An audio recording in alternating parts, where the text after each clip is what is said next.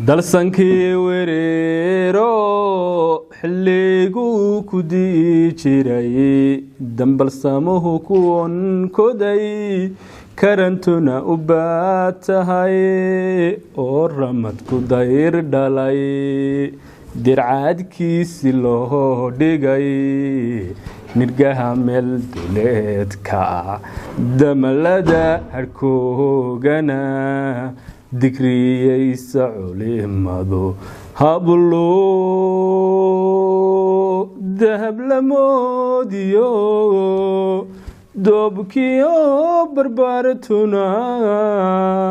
ilaa waagu daalaco sacabkaanay daynayn daymada sideedii marka aan ku dahawado qalbigay darandara dadna adowgu qurux badanay deegaanta roobkiyo